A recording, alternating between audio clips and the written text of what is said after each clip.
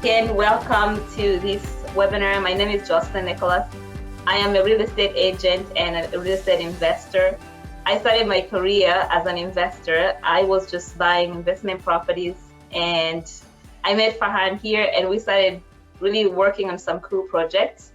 And I decided that I'll get my license. So I've been working as a realtor for close to 2 years now, but I've been in real estate for much longer because we were buying properties and learning all the cool things that you can do with properties. That is a little bit about my story.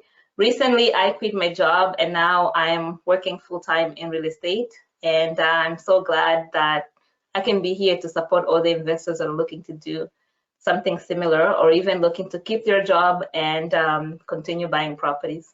So today's webinar is going to be talking about financing properties. This is one of the number one questions that I get from a lot of my clients. How do I get how do I get financing for multiple properties? And I just wanted to invite Farhan here to come and tell us all the cool things that he's doing, his team is doing to help investors buy multiple properties. So Farhan has been a mortgage broker for a long time, been in real estate over 10 years. He's an investor himself. And what I love about him, I feel that most of the problems that I'll come across, he's already been through it because he's been investing for a really long time. He's seen a lot of these problems himself. He's gone through them. He's had solutions before, and he supports a lot of investors in Ontario. So I'm very honored to have you here, Farhan, and I'm really looking forward to learning and growing tonight. So without further ado, ladies and gentlemen, please welcome Farhan. Hi, everyone. My name is Farhan. As Joseline mentioned, I met Joseline now, it's been a few years. And when she came to my office first time, she had 1.5-month-old baby in her hand. But that's how dedicated she was. And she was just so excited to learn about real estate as well as rental properties. And she was so passionate about it that I've been doing this for a while now. I haven't seen anyone more passionate and excited about real estate than Joseline. And she is such a ball of energy to work with. And every time you have any kind of a challenge or anything, I pick up a phone, call her. And I know she does the same thing with me, but she just, with her positive attitude and her energy, most of the time we figure out a solution. So a little bit about me. I started working for RBC when I was 19. Started in the finance sector there, was working in mortgages for a while, and then I came in to work for a mortgage lender in Kitchener. Worked for them a couple of years. And while I was doing that, I was also going to school full time. And what I saw was that me and my friends, we were having very, very difficult time, especially in Guelph back in late 2000s, that we couldn't find a room for rent, or we couldn't find a place where we could rent out. So I thought, okay, I work in mortgages. I know how mortgages work. Let me buy 1 or 2 rentals and see how it goes. So second year university, I bought my first rental property, and I moved into it and rented out my basement. And from there onwards, my third year university, I bought a couple of more rental and so on and so forth. That process started where rent coming in was much higher than the mortgage payments. So it was in a lot of, it made a lot of sense to buy more and more rentals. Other thing which Guelph was starting to experience was GTA effect, where properties started to climb up in value. So the appreciation, which used to take about 5 to 10 years to happen, it was happening in a year to 2 years. So it gave kind of a perfect opportunity to refinance those properties, pull out equity, and buy more and more rentals. And when I was working for a lender in Kitchener, one thing I figured out, people have very, very few resources to finance rental properties. So I saw this huge gap in the marketplace that most of the mortgage brokers, most of the mobile mortgage specialists, most of the account managers in the banks, They love doing owner occupied properties, but as soon as somebody said rental properties, they just wanted to avoid having a conversations. And the main reason generally behind was that rental properties require a lot more work than owner occupied property. And like every other business, the anything which requires more work, most of the people don't want to do it. They don't want to put in the effort and go through that process. So I saw a bit of opportunity. At that point, I had quite a bit of rentals of my own, and I was also managing rental properties for my friends. So I had been through the cycles of not only obtaining mortgages, but also being on the other end as a landlord, as a property manager, where we're dealing with landlord-tenant board issues, dealing with good tenants, bad tenants, everything which was happening. So I thought I'll leave my job and do mortgages on these rental properties for a little bit, and if it works out, great. And if it doesn't work out, I'll go back to my job. That was back in 2015. It's been 6 years, and uh, all it happened was I financed few of my friends whose properties I was managing. I financed their rental properties, and the referral business kept on coming to a point where I had to hire a bunch of people to help me and create a big team because I wasn't able to keep up with it. Another thing which I did was I start targeting investors where these people who owned 5+ rental properties, because no one wanted to really help them buy more rental properties. So I thought if I figure out and create a specialty in that area and I work with investors, that would be quite beneficial. And I start meeting people. I have clients who own 100+ stores at this point, and it's for a person who is just starting off, it seems like impossible to get to a stage where you own a lot of homes. But it's not, there is no rocket science in it. There is no magic formula that I'm gonna give you which is gonna make you extremely well off. It's just it takes a little bit courage, little bit money, and a little bit of effort to get into a rental property. And eventually what happens is that as the values of your rental properties go up, they start making more and more and more rental properties for you. Obviously, there is some good years which have come. There is also some bad years which have come. And we saw that in 2018 when market took a bit of shift. 2017, the market went up about 30 to 40%. And in 2018, it took a hit. But that's just the cycle of it, of the real estate, that it takes time. As long as you stay in the game, you have your rental properties, you do come up on the top. So um, I want to go over some examples with you, some of the things which can help you buy your rental properties and at least get started into it. Um, this presentation is really designed for people who own 1 or 2 properties. So there might be some language you might not understand, nothing to worry about. Just reach out to me, Joseline, and we'll be happy to walk you through that process and go accordingly. Okay, so let's jump into it and let's look into it. How do people buy their first rental property most of the time? So I'm going to shift to the presentation and we're going to walk you through the process. Most of the time, the goal is to turn equity into rental properties. Some people, they own their first home, and what they do is they go out and refinance the first home. What happens over time is the value of the home goes up and the mortgage goes down. So the house builds equity in it. And the goal is to access that equity and buy a property with it. It also happens that, let's say if you bought a townhouse, right, and now your family is expanding and you need to shift from a townhouse to, let's say, a detached home. Some people like to sell and move to a bigger home, but smart investors, what they do is they turn that townhouse into a rental property and go into a detached home and start investing accordingly.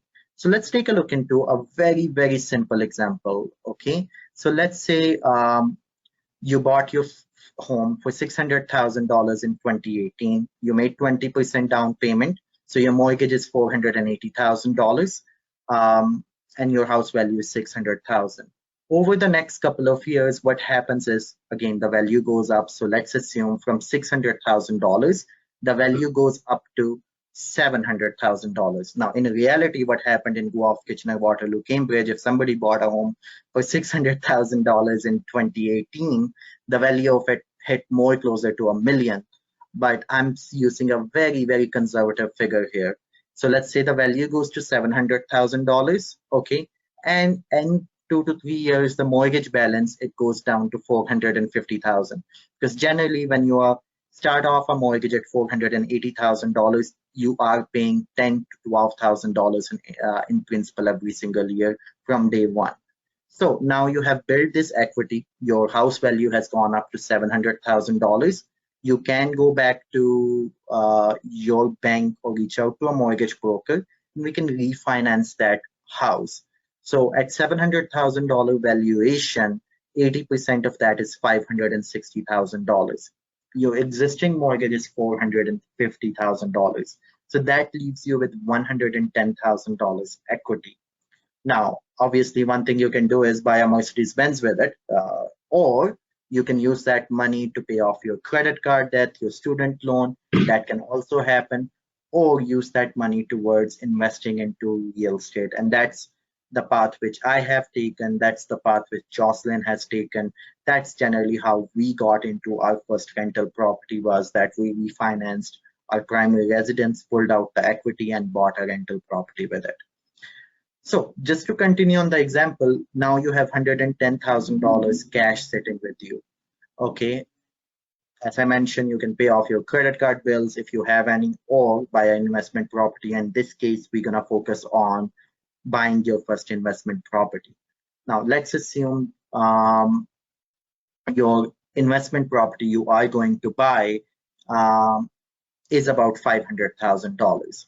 So your mortgage is going to be about $400,000. Your down payment is going to be about $100,000. And there is going to be closing cost, which is going to be involved of about $10,000, which will include legal fees, appraisal fees, as well as land transfer taxes and so on. They add up to approximately $110,000.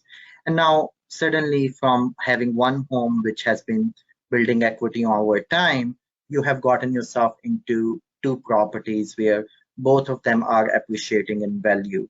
So I'll share a very, very quick example with you. One of my really good friend, I convinced him to buy a home in Guelph in 2017. He bought the home for exactly $600,000, and we refinanced his home in 2020 last year and the value of it came back closer to $900,000. He was able to pull close to $200,000 in equity. $120,000 he invested on buying a rental property, and the other money he used to book a new house with a builder. So immediately he was able to get into 3 homes from just one property. And it was a very little effort involved on his part to do so. Again, this math might seem complicated to a lot of us, and at least for me, when I was starting off, it did not make any sense on how you can pull out the equity from an existing asset to buy more properties, but that's the formula most of the people use when they're looking to buy their first investment property. Other things I have seen for the first investment properties, people buy the home. Instead of paying off their mortgage quickly, they start saving money from day one, and they start putting extra money aside and use that money towards the down payment of their first rental property, so on and so forth. Other thing I have seen is people get a part-time job, or they start a business on the side, and all the income which is coming in from their side hustle, they use that money towards the down payment of their next property and go accordingly. So there is a lot of ways how you can get into your first rental, but generally the most common one I have seen working in this industry for a while is that people do refinance their home, pull out the equity from their home, and buy their first rental property. Okay. Big benefit of buying the rental property is, especially if you're younger, is the fact that as the time passes, the rental property value goes up significantly and the mortgage goes down, eventually creating yourself into a position where that rental income could be used for your retirement income, could be used towards purchasing other assets which can enhance your net worth overall. Joseline, do you want to step in to go over the process and share the story of you buying your first rental property? Yes, quickly, I can do that. I just wanted to mention that if anybody has any questions, put them in the chat box and I will ask them on your behalf. And also, if you'd like to book a consultation, one-on-one consultation with Farhan or myself, there's a link there that takes you to my calendar and you can select a slot and I'll make sure that Farhan is available for that meeting. So my story on how we bought our first investment property. So we bought our first property when I was still in university at the time. I was maybe in my third year. And we saved up to buy our first property, which we never lived in really, my husband and I, because at the time I was in school in Hamilton, he was working in Kitchener, but we had this property in Toronto that built up a ton of equity. That was in 2014 when we bought the first one. And in 2016, we got married and we wanted to buy our first home. So we refinanced the one in Toronto to buy the one in Kitchener. And I think in 2018, we had our first baby and we wanted to move to Guelph, live closer to my work. At the time, I worked for the government of Ontario as an economist. So we wanted to be closer to my work, which was here in Guelph. So we ended up selling Toronto to buy one in Guelph, and we had a ton of equity there too. And I think we bought two at that time. The one we bought in Guelph appreciated so much over a year, I think in 2019, that we sold and bought a few. And, you know, all these things, Farhan, you were there to witness. And even since then, you know, I think, was it last year or this year, where like in the last 12 months, we've bought 3 properties. All of this with your creativity and you just looking at our portfolio and recommending what you think is the best strategy moving forward. And just like Farhan was saying, a lot of the times we don't sell. In fact, we've only sold once. We will just refinance, let the home sit there, cash flow, and go buy a few more. And that's how people are able to go from 1 door to 100.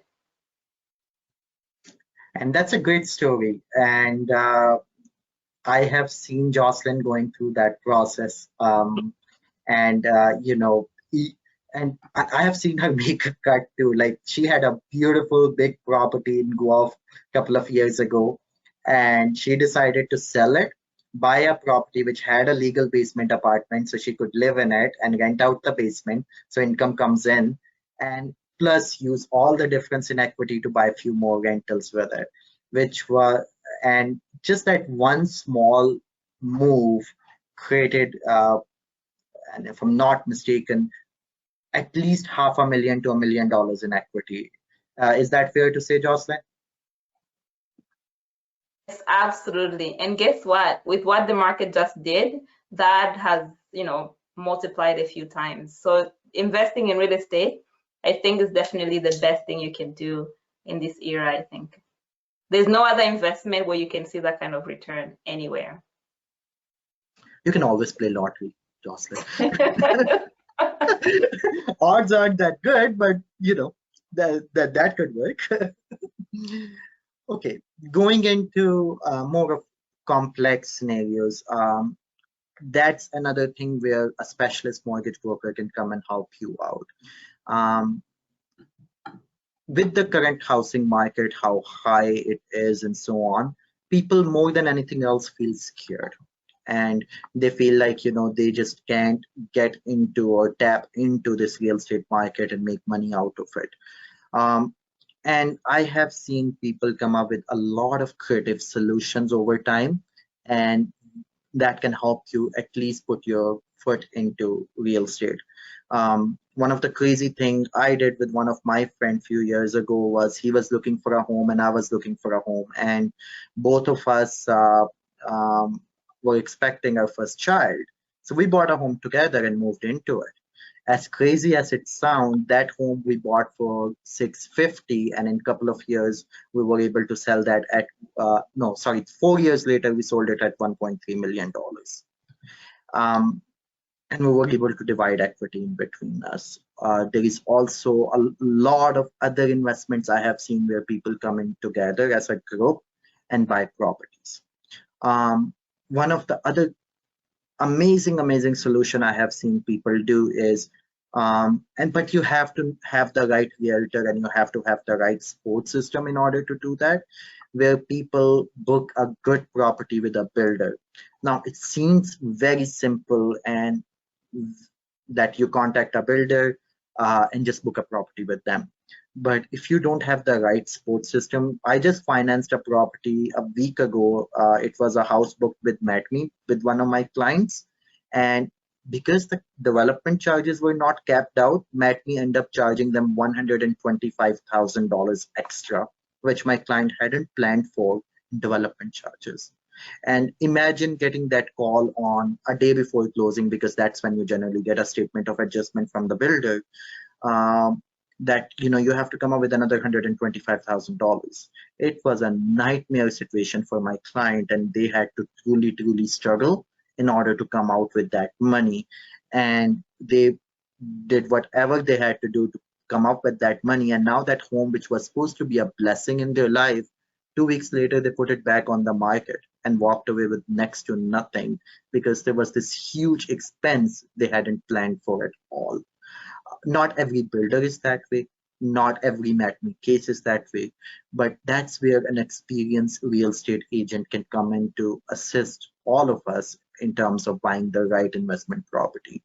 And you need to make sure that the realtor you go through not only understands how market works, but also is kind of a landlord, where they have rental properties and they understand what to look for, what not to look for, especially from rental point of view. So let's jump into the next area, which is some of the creative ways I have seen people buying investment properties and going at them accordingly. Okay. So, as I mentioned, partnering up with two or more investors. It's one of the best ways to get into real estate market. To share an example with you, I had these two brothers. Both of them made good money, but they had very little down payment in between them combined. So what they end up doing was they end up combining their down payment, and they had good income, and both of them bought a rental property together a couple of years ago. As the values went up, couple of years, they refinanced. One of the brother took his name off the title. Okay, refinanced the rental property, pulled out the equity, and bought out the other brother. And the other brother was also able to buy his first investment property.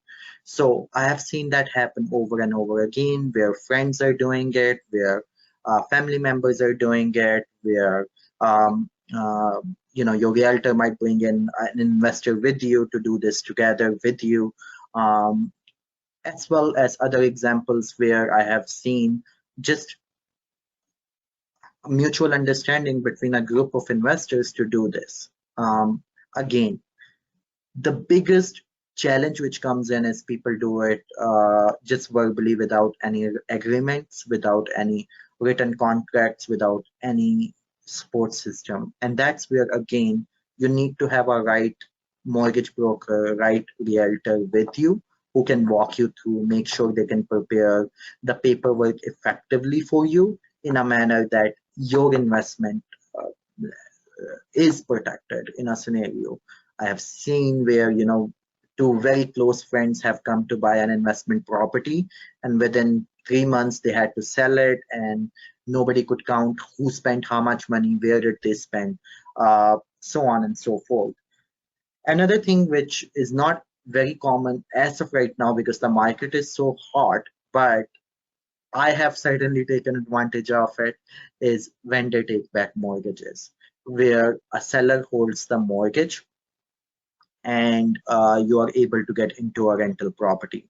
So I'll share a very quick example for you. 2015, there was a property I saw in Guelph. It was a beautiful detached home on south end of Guelph.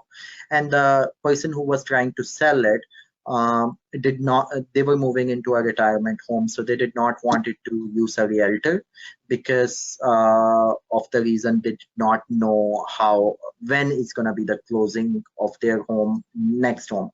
So I introduced them to a realtor friend of mine, and we made an agreement with him that he can have complete open closing date. So whenever he finds his next home, I will take over his property. All he needs to do is a 30-day notice. And he met with my realtor. He felt extremely comfortable with him, and we were able to make an agreement. But the other agreement which we made was that while he's living there, we are going to build a two-bedroom legal basement apartment in that property. So I took full advantage of that. While he was looking for his retirement home to move into, I sent the contractors in and we finished a legal two-bedroom basement apartment. By the time that contract came at exercise point, the price we had agreed to, the value of that home had gone up significantly. So I was able to get into that home with next to no down payment because there was so much equity built into that home already due to that two-bedroom legal basement apartment. Um, as crazy as it might sound, and the lenders' regulations have gotten more tougher since then, that they want you to wait after you buy a home a little bit to refinance it. Still, a lot of those formulas can still be applied. It's just that we have to do it the right way, and we have to put everything in writing. Um, I am still very, very thankful to that realtor of mine who helped me buy that home, because I bought that home originally for 360, and in 2 years later I sold it for $650,000, and that enabled me to buy more and more rental properties, and I have seen that happen over and over and over again. So especially in a market when it's crazy, there are options such as vendor take back mortgages, there is private lending available, um, there is these mortgage investment companies which lend only based on the equity of the home, and you are able to get into those properties very easily. Also, what I have seen, what you can do is, and again, you need to have a specialist on your side to do it, is where you can use your home as a collateral to buy a property and have a collateral mortgage on your home and the next home, and get into a property with literally 0% down payment. And that can happen not with big banks, but there are smaller mortgage companies which do allow that. You do pay them a little bit higher interest rate, but if you do find a good deal, it's 100% worth it to go into it. Let's take a look into some more examples. This is another one I have seen.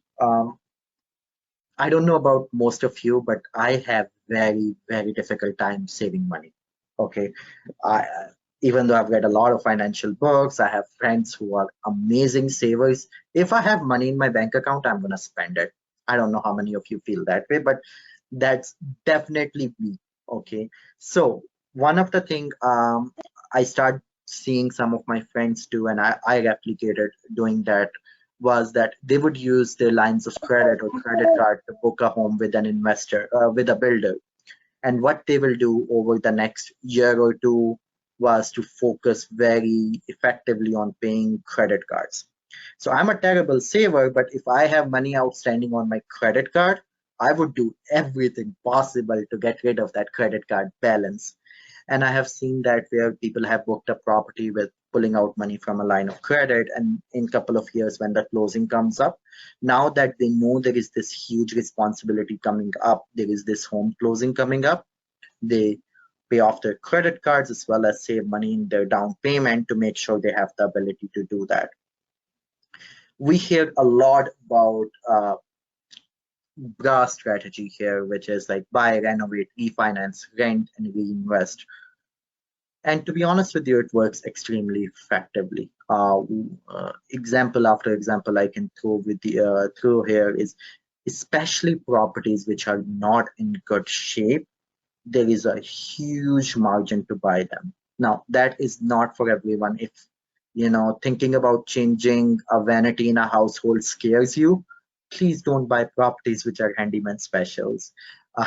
They are not fun. There is a lot of surprises, a lot of extra cost comes in, and no matter how good contractors you have, reality the matter is that is an area where you will get a lot of surprises.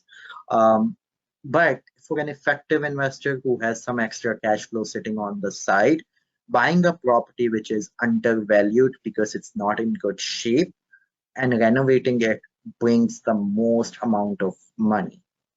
Okay. And I have seen that over and over and over and over and over again that there is ways we can get into those and make that money quite effectively. Um, Jocelyn, if it's okay, can we share the example of Woodbine? Yes, we can. Okay, so last year, one of other friend of ours brought us me an opportunity where he had a property in Niagara Falls and he was not able to sell at all. The person living in the property was breeding dogs, and if somebody walked into that home, the house was absolutely disgusting. So he kept it on the market for three, four 3, 4 months. He was not able to sell it no matter what he tried. So he gave me a call. He's like, my client would accept a lower price because they have this problem in their home. There is nothing they can do about it.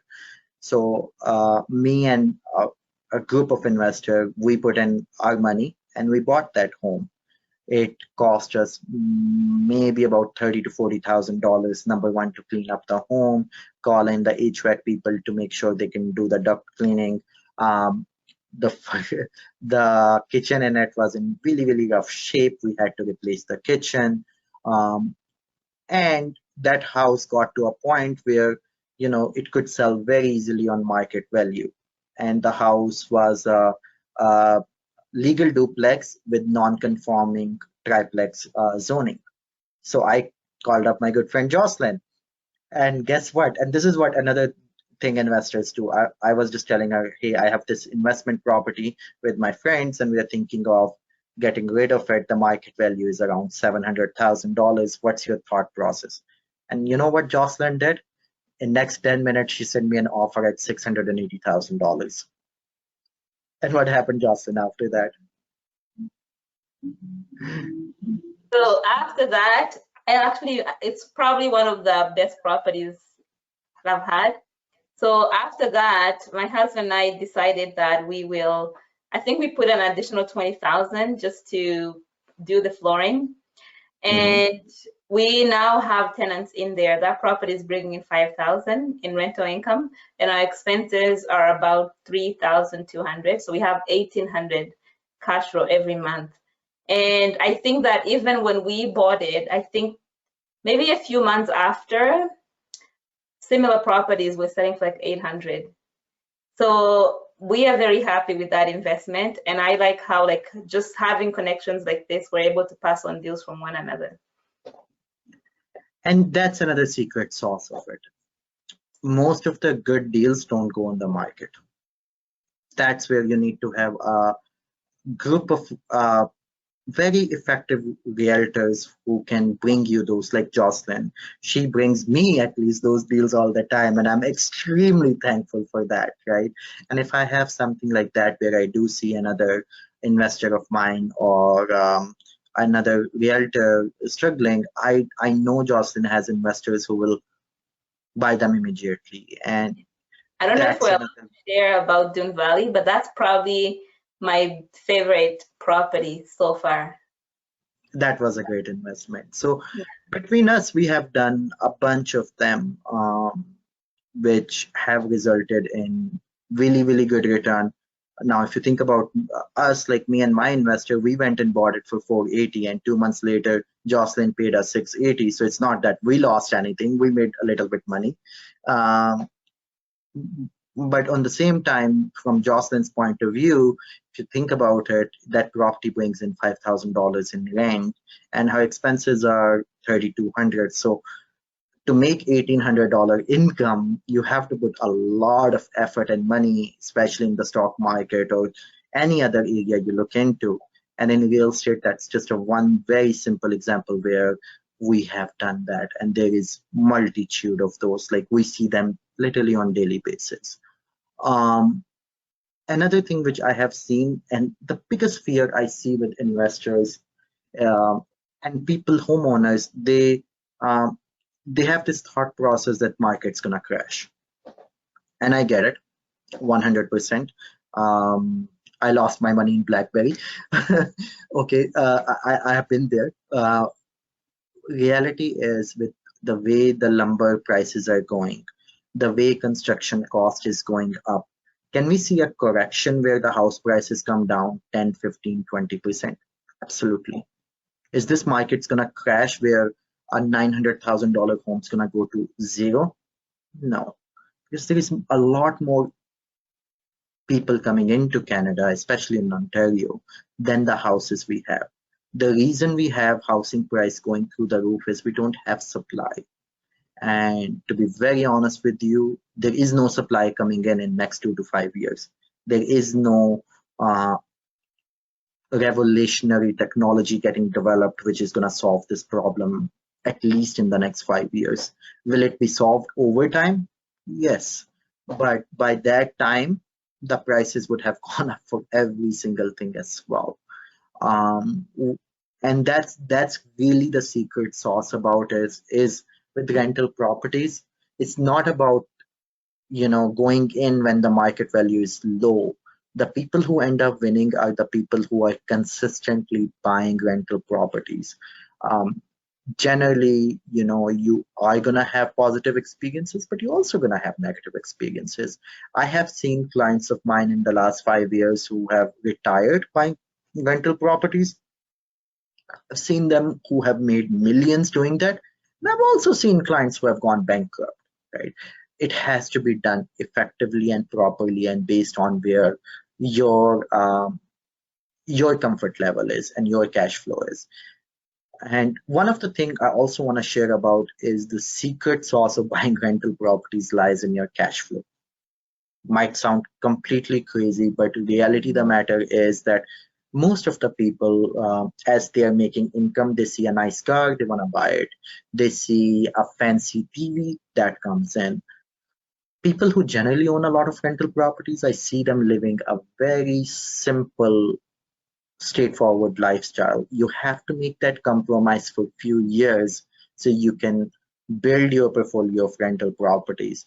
Um, if even if you have properties which are $200 $300 negative cash flow, if as long as you have your home budget set out separately, over time you are always going to win.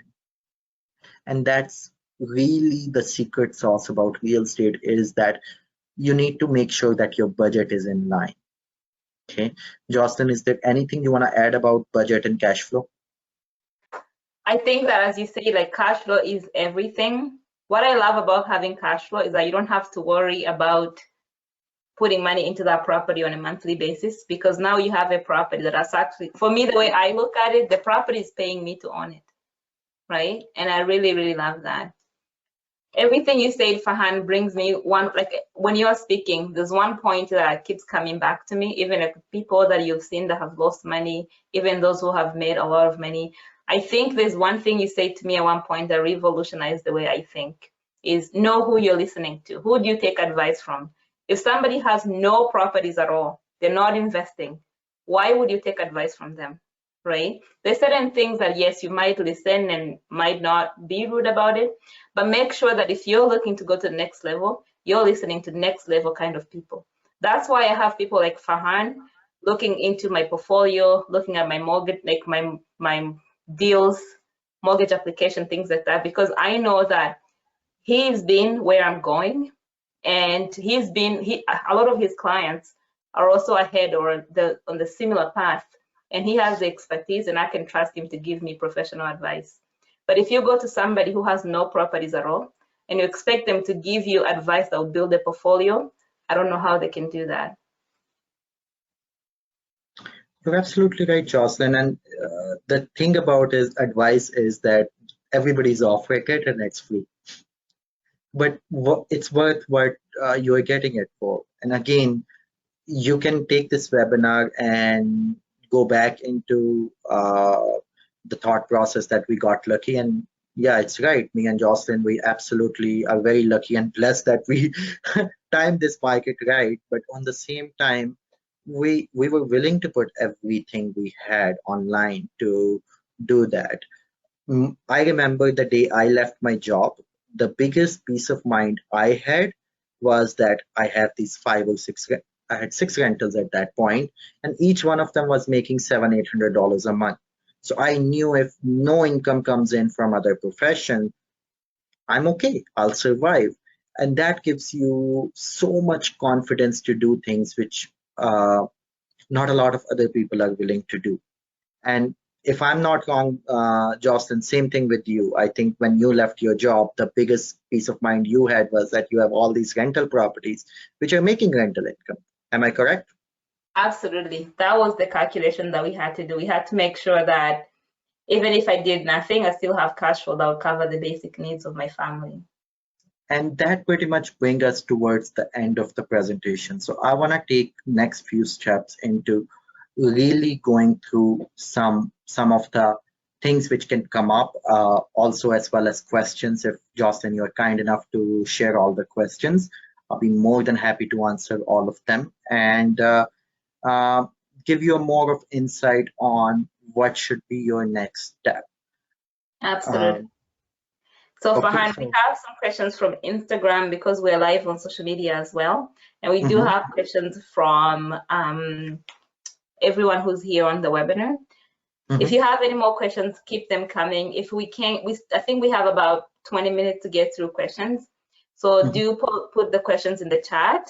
And if you're on Instagram, you can either post them or you can send them to our inbox and we'll get those questions answered. So the first question that I have here is from Instagram, and it says, how can you use one line of credit to buy multiple properties?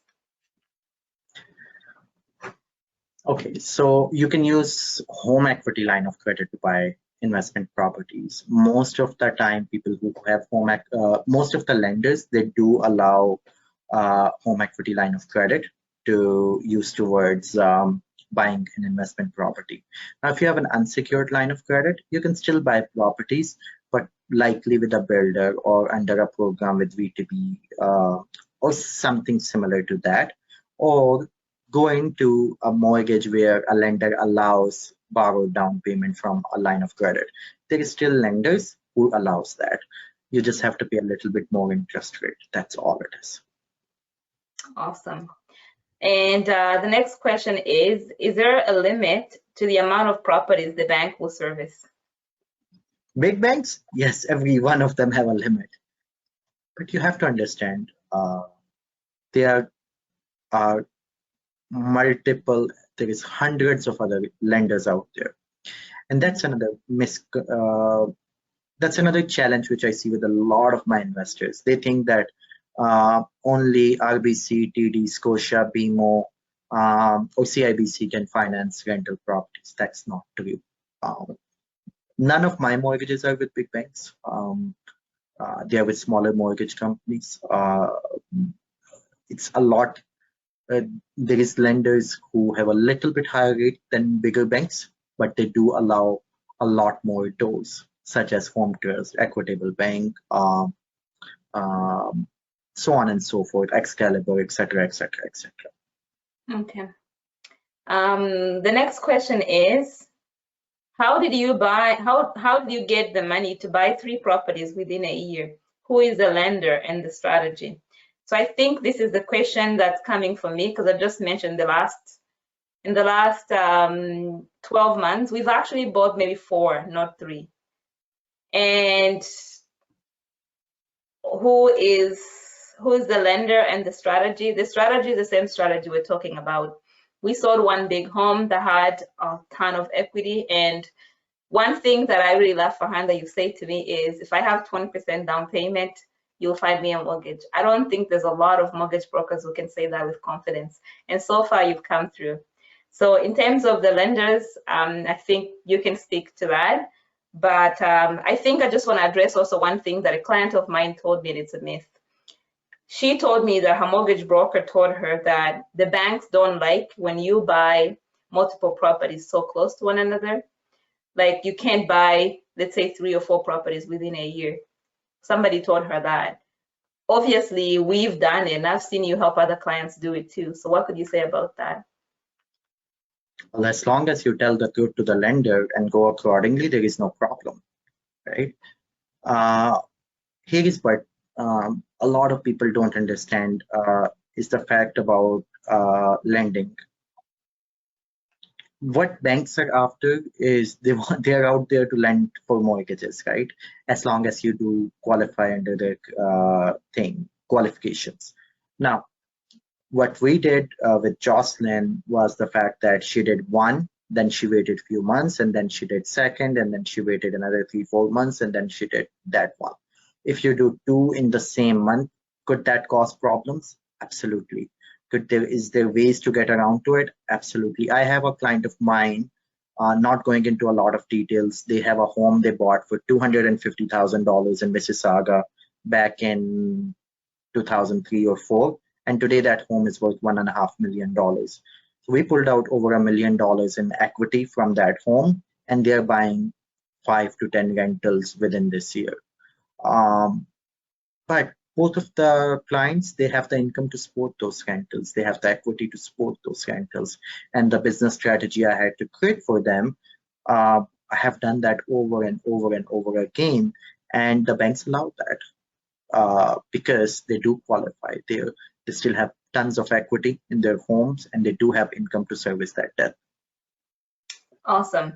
Farhan, to be honest, I think the bottom line of what I'm hearing is work with somebody who knows what they're doing, right? Because if somebody isn't really clear on the strategy and the big picture, I think that maybe that's when problems could arise. But if you're working with somebody who knows what they're doing, it becomes a little bit easier. My next question, actually, I hear a lot about this question, so I'm really excited to hear you address it. The question is, isn't the amount of equity we can pull out governed by the gross income? And the other side of this question is, how are you able to buy multiple properties, even with the ratios that the banks are using, right? So based on your income, there's a ceiling as to how much you can borrow. But how are we able to go way beyond that? So again, big banks, the way they calculate ratios are very different compared to how smaller mortgage lenders calculate their ratios. It really depends on what your situation is. Banks lend on what your income is. There is lenders out there which can use 100% rental income. So all major 5 banks generally use 50% rental income, but there are smaller lenders which will use 100% rental income. So let's say if you're buying a property which has significant amount of positive cash flow, that income gets added in your mortgage application, and that allows you to buy multiple rental properties going forward. The secret sauce to it is finding good properties. Not income is critical, don't take me wrong. It's a vital aspect of it, but it's one aspect of it. The other aspect of it is finding properties which are good cash flow properties. Awesome. Another quick question here is, for the borrower strategy, should the property be reappraised or refinanced immediately? Depends. Really depends, right? And that's again where you need to come in to work hard on it and figure out a solution to it. Can the property be reappraised a month after closing? Yeah, it can be. And as long as you have the equity, you have the income, most of the financial institutes would lend on it, with few exceptions, obviously. It really depends on what your plan is. Okay. Generally, to share an example, let's say today you buy a home, which one of my client bought a home a couple of days ago, which the homeowner hasn't done a single thing since 1970s.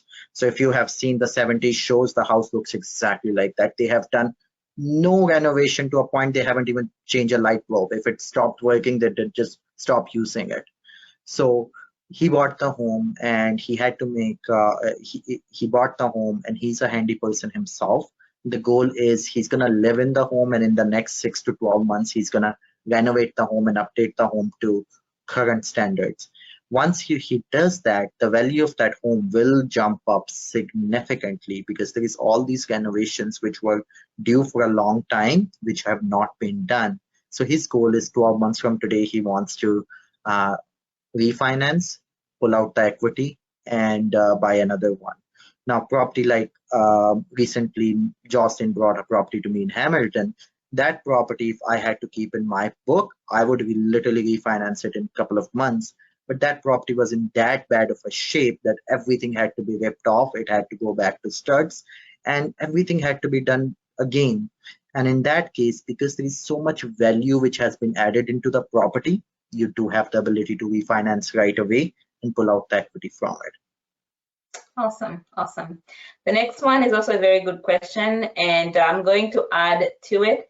This is my part that I'm adding to the question. Could you talk a little bit about private lending and private lenders? And the question is from the attendee is, are there any private lenders that provide 100% funding or 100% financing? There are few of them. So private lending, it used to be like I would take Mr. John's money and lend it to someone and do it. But what happened when the stress test was introduced in 20 and towards the end of 2017, 2018, a lot of these mortgage investment companies took birth because there was this big gap. There's these people who cannot buy a home under the banking policies, under with the smaller banks. So all these smaller mortgage investment companies popped up, and most of them were financing 70%, 75% loan to value. They're equity-based lendings, right? So there is no income needed, there is no credit needed. All they really care about is if the home is worth, let's say, $600,000, they would give anyone a mortgage on it up to 80% of the value of the home or 75% of the value of the home. But depending on the deal, again, to share an example with a private lending, I have a client who bought a home in Chatham 2 days ago for $135,000. It's a detached home, okay? But the house needs a lot of work. We were able to get him a loan of $200,000 on it, but he had another property which we took as collateral. So we took both of the properties as collateral and we were able to get him a $200,000 mortgage. So not only he has enough money to buy this home, but also invest $50,000-$60,000 in this home. And once he does that, the property is going to be worth a lot more value, and he would be able to refinance it with with one of the big institutes. Hopefully that clarifies it. Yeah, absolutely. And I think I remember at the time, I don't know if you remember this, the property in London, you were able to get me financing. I think I had to put like maybe 5% down or something, and it was an investment property, just because that property was way under market, and the lender was able to give, I guess, 80% of value, and 80% of the value was like 5% for me. No, so in that case, Dawson, what happened, because you found such a great property, this private investor was willing to go 85% of the appraised value, and your purchase price was significantly lower that. So as a result, you were buying that property with next to no down payment. It's sad that that never happened, Yeah, because that property would have been worth a lot of money. yeah, no, But it was a great find. it was a great find. Yeah, no, I remember that was like one of my first few deals. Yeah. Yeah. And again, just to share an story, Jocelyn came into my office and she was so nervous and this, and then she brings this property to me and she's like, I need to finance it. And this property was, the was not in very good shape, to say the least. And it was also under power of sale, so there was a lot going on. And I told her, I'm like, you have given a deposit, you don't even know if you're gonna close it or not. And her attitude was, oh, what's gonna happen? I'll lose my deposit, I'm okay with that. And that showed me how committed she is to her investment and how much further she is willing to go. And that's what brought her so much success today, was that she was willing to take risks which most of the people won't take. especially when there is a situation as complicated where there is multiple sellers, there is also power of sale happening, the property is in rough shape, it need to be closed very quickly.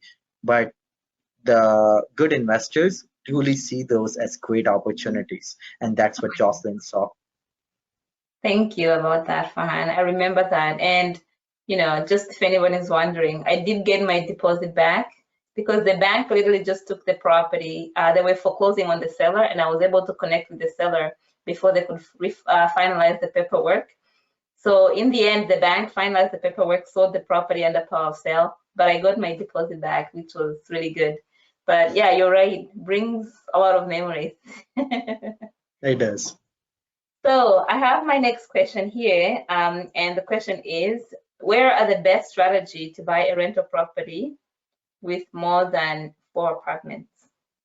I guess they're talking about commercial now.